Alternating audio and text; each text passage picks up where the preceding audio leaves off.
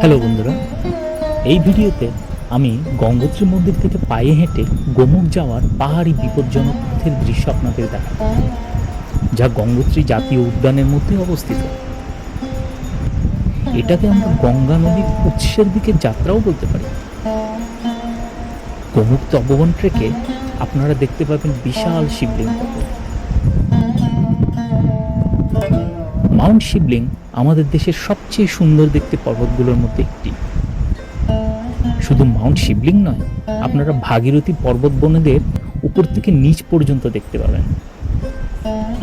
কখনো কখনো আমরা মনে করি ভাগীরথী পর্বত বনেরা মাউন্ট শিবলিংয়ের থেকেও মহিমান্বিত, কারণ তাদের তিনজন মিলে একটি বিশাল পর্বত প্রাচীর গঠন করে।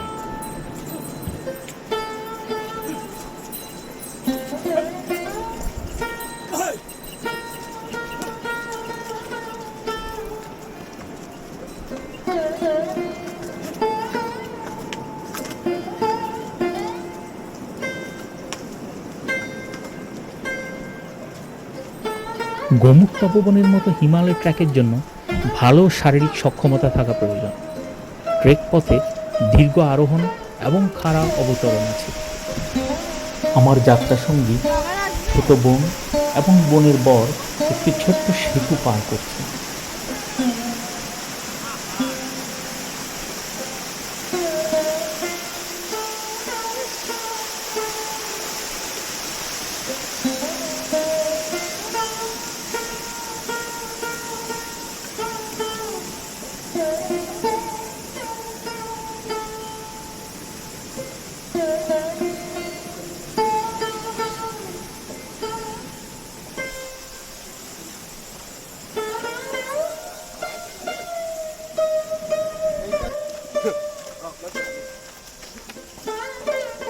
গোমুখ যাত্রা শুরু করার আগে প্রথমেই সবাইকে শারীরিক সুস্থতার এবং পাহাড়ে চড়ার জন্য ফিটনেস সার্টিফিকেট নিতে হবে। বয়স 60-এর অধিক হলে এই সার্টিফিকেট পাওয়ার সম্ভাবনা খুবই কম। গঙ্গোত্রী মন্দিরের প্রবেশদ্বারের বেশ কিছুটা আগে এই ফিটনেস সার্টিফিকেট নেওয়ার জায়গা রয়েছে। গভর্নমেন্ট অফিসাররা শারীরিক পরীক্ষা করে তবেই এই সার্টিফিকেট দেয়। সার্টিফিকেট নেওয়ার পর দিন আমরা ভোর 6টায় রওনা হয়েছিলাম গঙ্গোত্রী মন্দির থেকে। গঙ্গোত্রী থেকে পায়ে হেঁটে একদিনে গোমুখ কোনোভাবেই পৌঁছানো সম্ভব নয়। পায়ে হেঁটে যাত্রার 3টি ধাপ আছে। প্রথম দিন গঙ্গোত্রী মন্দির থেকে যাত্রা শুরু করে সন্ধে নামার আগেই ভোজবাসা ক্যাম্পে পৌঁছানোর চেষ্টা করতে হবে। সাথে যদি ঘোড়া না থাকে, অনেকেই একদিনে এত দীর্ঘ পথ পায়ে হেঁটে ভোজবাসা ক্যাম্প অবধি পৌঁছতে পারে না। তখন তারা মাঝপথে চিরবাসা ক্যাম্পে রাত্রি যাপন করে পরের দিন আবার ভোজবাসা ক্যাম্পের উদ্দেশ্যে যাত্রা করে। ভোজবাসা ক্যাম্পে বিশ্রাম নিয়ে আবার 5 কিলোমিটার দূরে স্থিত গোমুখের দিকে যাত্রা করতে হয়।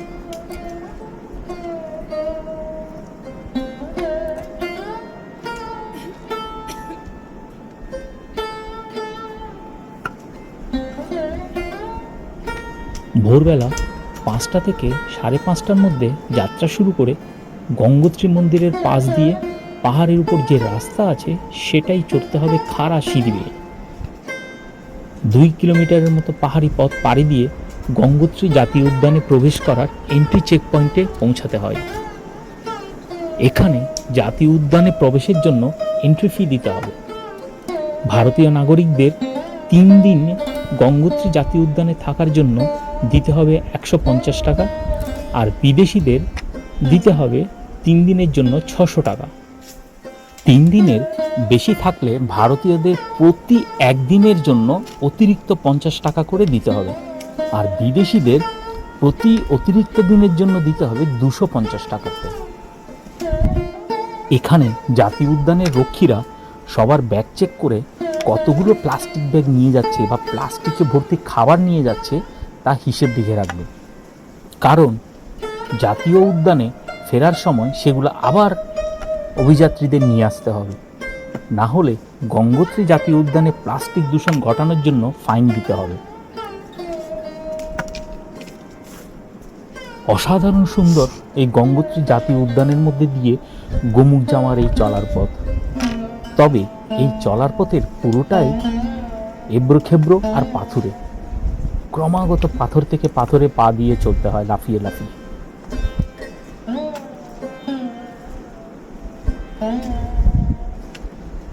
অনেক জায়গায় রাস্তার ধারে সরকারি বোর্ডের লেখা দেখতে পাবেন যে এটি ধসপ্রবণ এলাকা, সাবধানে যাতায়াত করবেন।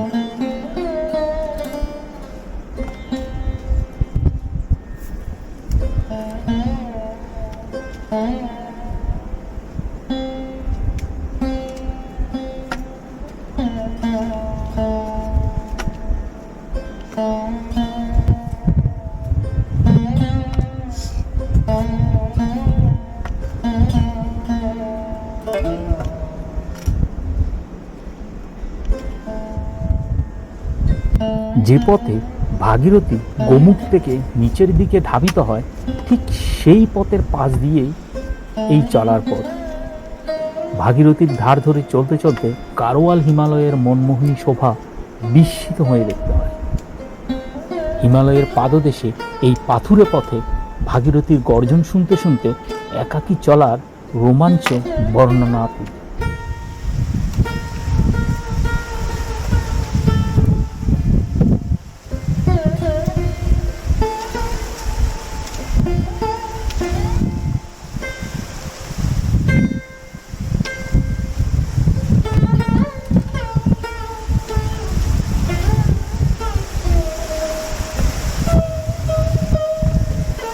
পাহাড়ের উপর থেকে গড়িয়ে পড়া বৃহদাকার সব শিলাখণ্ডের মধ্য দিয়ে সাবধানে এগিয়ে যেতে হয় গোমুখের পথে।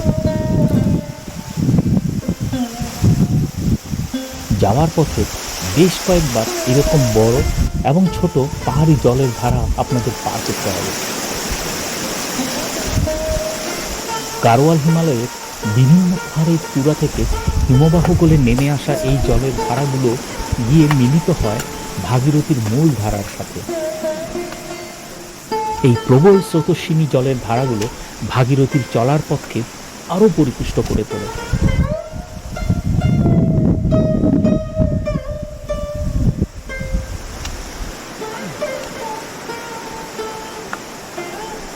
গাড়োয়াল হিমালয়ের বিভিন্ন পর্বত এবং পাহাড়ের চূড়া থেকে নেমে আসা অসংখ্য জলের প্রবাহ মিলিত হয়ে ভাগীরথীর মূল ধারাতে মিলিত হয়। পরবর্তীতে ভাগীরথী আরও অনেক ছোট বড় নদী এবং উপনদীর সাথে মিলিত হয়ে এই বৃহদাকার গঙ্গার সৃষ্টি করে।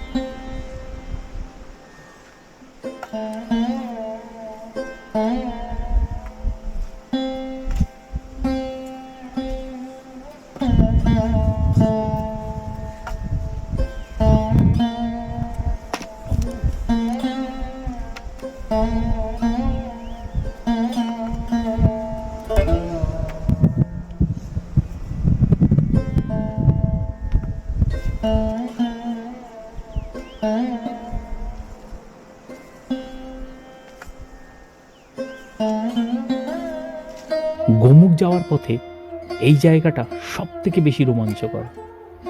পাহাড়ের খাড়াই পাথুরে ঢাল কেটে এই রাস্তা তৈরি করা হয়েছে। এই জায়গায় বেশ একটা গা ছমছমে অনুভূতি হয়।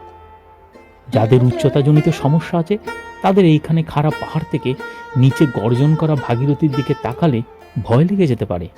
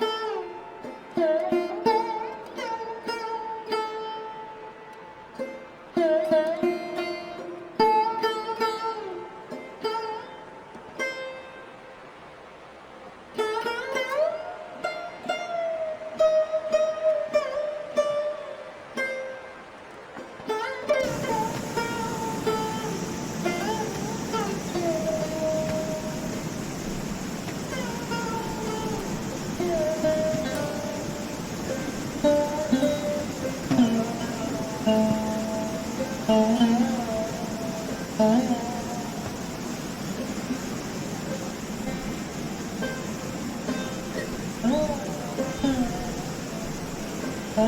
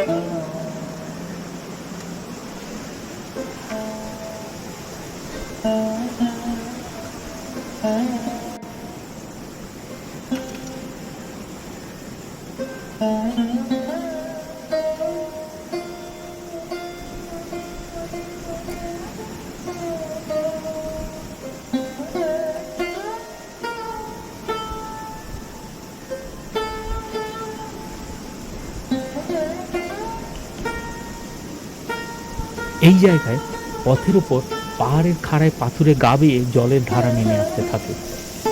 এই পাহাড়ি জলের ধারা যাত্রাপথের সব থেকে বিশুদ্ধ পানীয় জল, তাই এখানে বেশি করে জল খেয়ে নিতে হয় এবং বোতলেও ভর্তি করে নিতে হয়।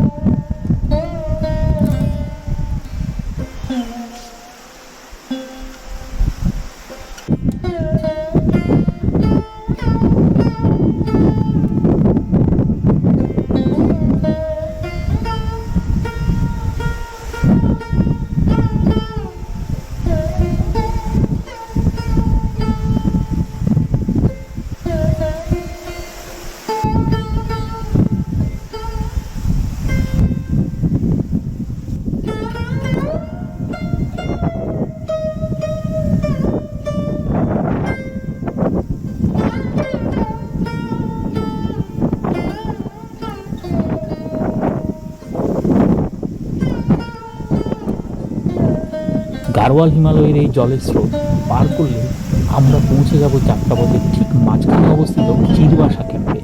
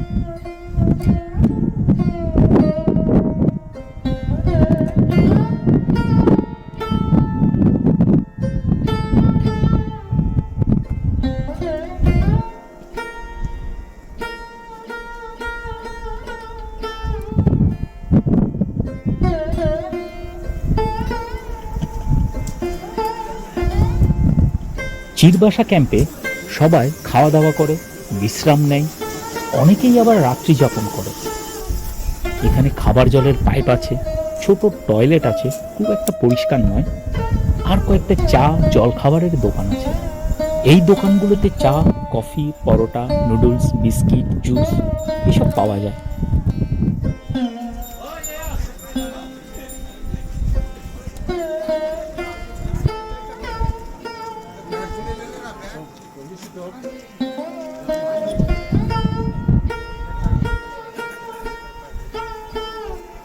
চিরবাসা ক্যাম্প থেকে রওনা হওয়ার একটু পর ন্যাশনাল সিকিউরিটি গার্ড আবার সব ট্রেকারদের চেক করবে, তাদের হিসেব নেবে, যাতে বোঝা যায় কেউ মাঝ রাস্তায় বিপদে পড়েছে কিনা।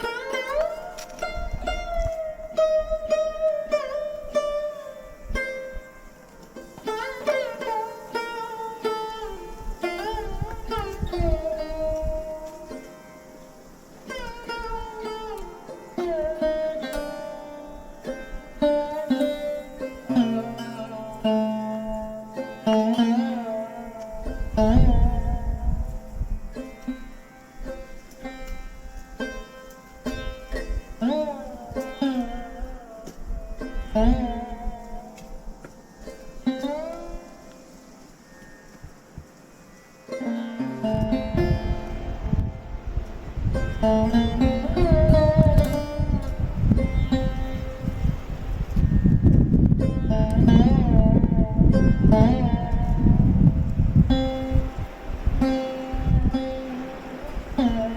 থেকে ভোজবাজা যাওয়ার পথের মাঝখানে এই রকম বেশ কয়েকটা উঁচু 45 ডিগ্রি ঢালু নরম ঝুরঝুরে মাটির রাস্তা আছে, যা পাড়ি দেওয়া আমার কাছে সব থেকে কঠিন মনে হয়েছে। কারণ মাটিগুলোতে পা দিলেই ক্রমাগত পেছন থেকে স্লিপ করে নেমে যেতে থাকি। ভীষণ ঢালু আর পায়ের নিচে ঝুরঝুরে মাটি থাকায় 3 পা উপরে উঠলে 1 পা পিছলে নেমে আসি। নরম মাটির ধস নামার জন্যই এটা হয়েছে। এখানেই আমার একটু ভয় লেগেছে, মনে হয়েছিল পা পিছলে নিচে পড়ে যাব।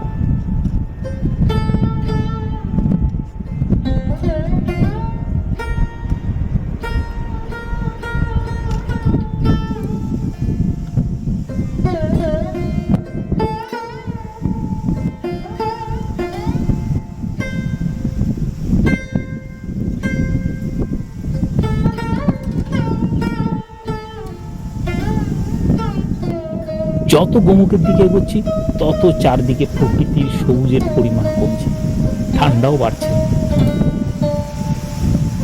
সন্ধে নেমে আসছে দ্রুত, আর আমি এখনো ভোজবাসা ক্যাম্প থেকে কয়েক কিলোমিটার দূরে। পাহাড়ে চুপ করে অন্ধকার নেমে আসে। আমার চলার গতিতে মনে হচ্ছে সন্ধে হয়ে যাবে ক্যাম্পে পৌঁছতে। ঠান্ডা বাড়তে থাকায় আমাকে থার্মাল ইনসুলেটর পরে ফেলতে হচ্ছে। আমার ক্যামেরার ব্যাটারিও প্রায় শেষের পথে। আগামীকাল শ্যুট করার জন্য পাওয়ার ব্যাংকই আমার শেষ ভরসা। আজকের জন্য গঙ্গোত্রী ন্যাশনাল পার্ক থেকে বিদায় নিচ্ছি। দেখা হবে আগামীকাল ভোর রাত্রে, যখন গোমুখ যাত্রা শুরু করব। কোনো গাইড ছাড়া ভোর রাত্রে গোমুখের উদ্দেশ্যে চলা শুরু করে আমি একটা বড় ভুল করে ফেলেছি। ভোর রাত্রে একজন ন্যাশনাল সিকিউরিটি গার্ডের জওয়ানকে জিজ্ঞেস করেছিলাম কোন পথে গোমুখ যাব। উনি আমাকে ভাগীরথীর বাম দিক দিয়ে নদীর ধার ধরে নিচ দিয়ে যেতে বললেন। তারপর যা হলো সেটা ভয়ঙ্কর। একটু পরে দেখি আর রাস্তা নেই। আসল রাস্তাটা ছিল নদী থেকে অনেকটা উঁচুতে পাহাড়ের গা বরাবর। কিছুটা যাওয়ার পর আমাকে প্রায় বড় বড় পাথরের উপরে চড়ে পাহাড় বেয়ে উপরের রাস্তায় উঠতে হয়। উপরের ওই রাস্তাটাই গোমুখ যাওয়ার সব থেকে জনপ্রিয় রাস্তা ছিল, কিন্তু জানতাম না যে এই পথে গোমুখের কয়েকশো মিটার আগে ধস নেমে রাস্তা অবরুদ্ধ হয়ে গেছে। যারা গোমুখের পর তপবনের দিকে ট্রেক করে তারা ভোজবাসা ক্যাম্পের কাছে ভাগীরথীটাকে পার করে নদীর ঠিক ডান দিকের রাস্তা দিয়ে এগোতে থাকে। ভোর রাত্রে ভাগীরথীর ডান দিক দিয়ে গেলেই নির্বিঘ্নে গোমুখ পৌঁছে যেতাম।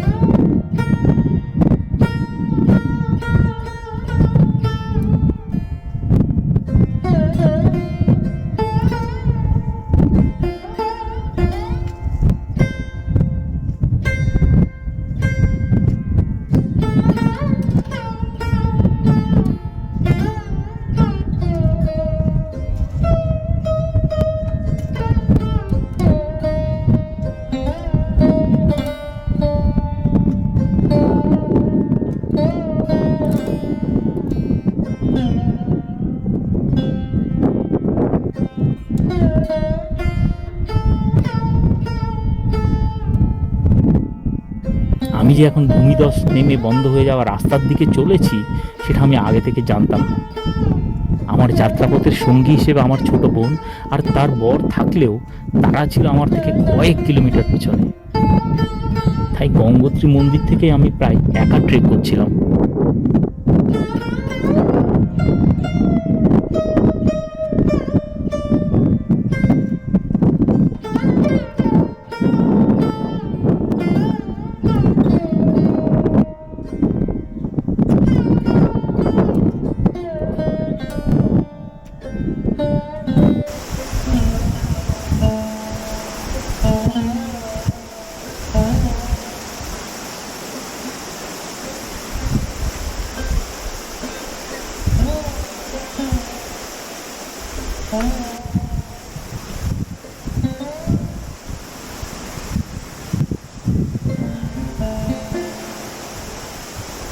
এখন এই জনমানবহীন ধসপ্রবণ ভুল রাস্তায় এসে আমার একটু দুশ্চিন্তা হচ্ছিল, ভয়ও করছিল। যদি আমি কোনো বিপদে পড়ি কেউ জানতেই পারবে না। আমি যদি আবার ভোজবাসা ক্যাম্পে ফিরে গিয়ে ওখান থেকে ভাগীরথী পার করে নদীর ডান দিক দিয়ে গোমুখের পথ ধরে যাই, তাহলে আজকে রাতের মধ্যে আর গঙ্গোত্রী ফেরত যেতে পারবো না। আজকে আবার ভোজবাসা ক্যাম্পে আমাদের রাত্রিবাস করতে হতো। সেক্ষেত্রে আমাদের পুরো ট্রেক প্ল্যানটা বিগড়ে যেত।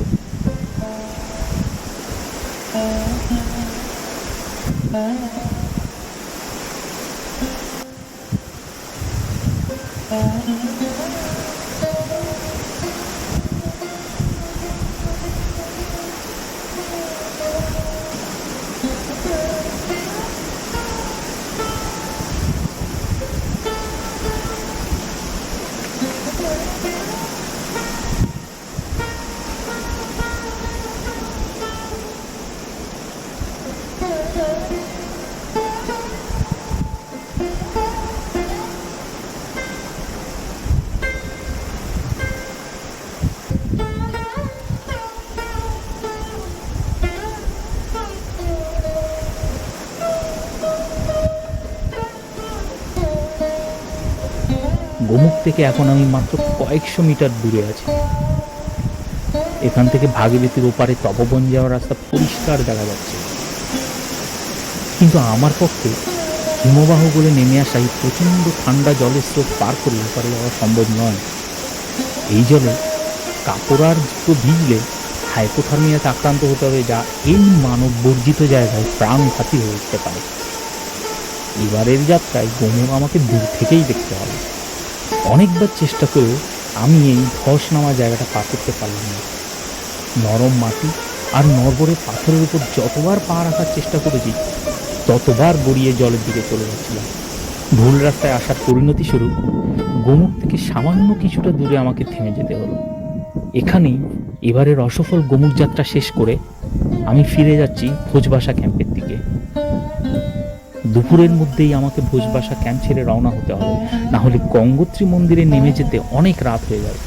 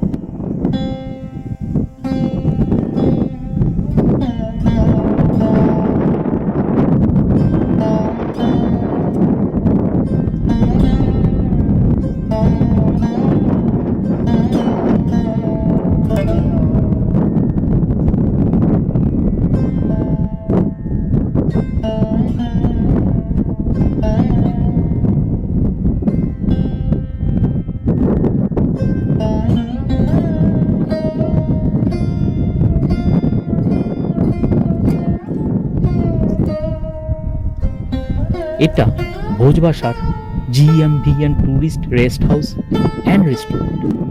জিএমভিএন হল উত্তরাখণ্ড সরকারের গাড়োয়াল মন্ডল বিকাশ নিগম লিমিটেড। এখানে ডরমেটারি টাইপের কিছু শোয়ার বন্দোবস্ত আছে, খাওয়া দাওয়ার ব্যবস্থাও আছে। একদিনে অনেক বেশি পর্যটক চলে এলে এখানে ঘরের ভিতরে থাকার জায়গা নাও পাওয়া যেতে পারে। যদি ঘরের ভেতরে থাকার জায়গা না পাওয়া যায়, তবে ঘরের বাইরে অনেকগুলো তাঁবু খাটানো আছে, সেগুলোতে থাকার ব্যবস্থা আছে। এই তাঁবুগুলো বিশাল বড়। এক একটা তাঁবুর ভেতরে কম্বল, বালিশ সহ 10 থেকে 12টা ক্যাম্প খাট বেছানো আছে। এই ট্যুরিস্ট রেস্ট হাউসে খাওয়া দাওয়া করতে হলে আগে থেকে ওদের জানাতে হয়, তবে রাতের খাবার সন্ধ্যে 7টায় খেয়ে নিতে হয়, কারণ জেনারেটর আর সৌরশক্তি চালিত লাইট রাত 8টার পর আর পাওয়া যাবে না।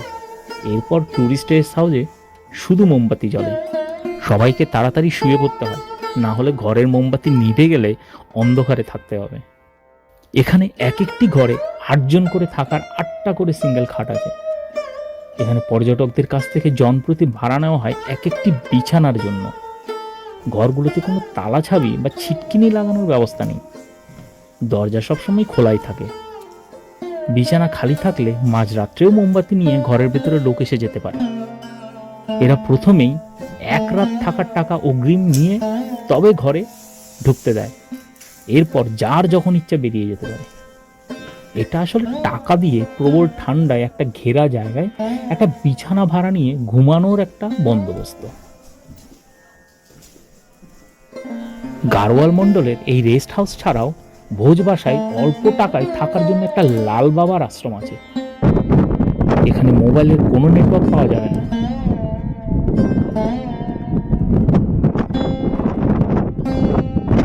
দুপুর প্রায় অতিক্রান্ত করে এখন আর কেউ ভোজবাসা থেকে গঙ্গোত্রী ফেরত যাবে না।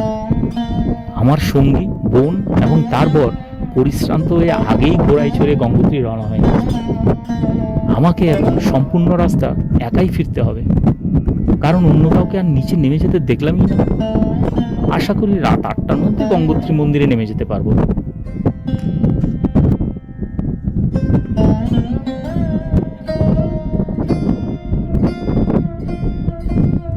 আমাদের গঙ্গোত্রী জাতীয় উদ্যানে ভ্রমণের এই 360 ডিগ্রি ভিডিও এখানেই শেষ করছি।